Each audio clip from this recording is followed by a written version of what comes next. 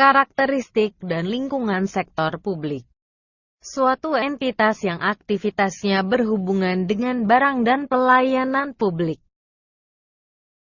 Komponen organisasi yang mempengaruhi sektor publik meliputi faktor ekonomi, politik, kultural, dan demografi. Faktor ekonomi terdiri dari pertumbuhan ekonomi, tingkat inflasi, tenaga kerja, dan struktur produksi. Faktor politik mencakup legitimasi pemerintah, ideologi negara, jaringan internasional, dan kelembagaan. Faktor kultural mencakup keragaman suku, sosiologi masyarakat, karakter masyarakat, tingkat pendidikan. Faktor demografi mencakup pertumbuhan penduduk, struktur usia penduduk, migrasi, dan tingkat kesehatan. Konsep pengelolaan organisasi sektor publik mendasarkan pada ekonomi, efisiensi, dan efektivitas. Pemerolehan input dengan kualitas dan kuantitas tertentu pada harga. Pencapaian output yang maksimum dengan input tertentu. Tingkat pencapaian hasil program dengan target yang ditetapkan. Input ialah sumber daya yang digunakan untuk pelaksanaan kebijakan, program, dan aktivitas. Sedangkan output ialah hasil yang dicapai dari suatu program, aktivitas, dan kebijakan. Sasaran antara dapat digunakan sebagai alat ukur jika data output sesungguhnya tidak tersedia. Outcome adalah dampak yang ditimbulkan dari aktivitas tertentu. Seperti terciptanya lingkungan bersih.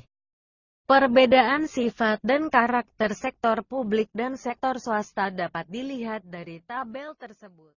Tujuan akuntansi sektor publik ialah memberi informasi yang berguna untuk pengendalian manajemen. Istilah sektor publik dipakai pertama kali pada tahun 1952. Pada tahun 1970-an muncul kritikan yang mempertanyakan peran sektor publik.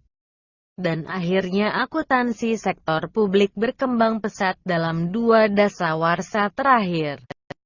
Kewajiban pihak pemegang amanah untuk memberi pertanggungjawaban segala aktivitas kegiatan.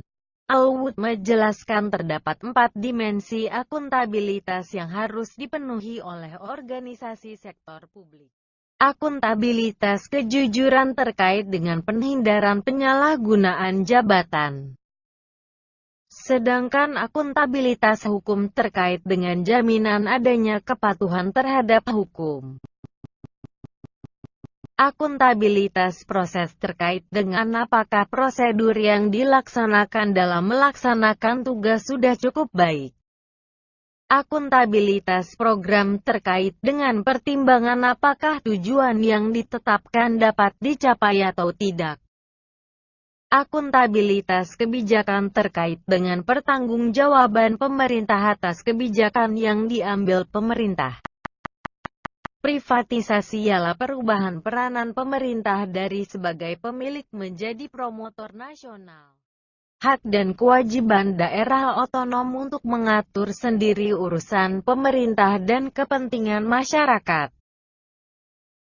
Thank you for watching this video.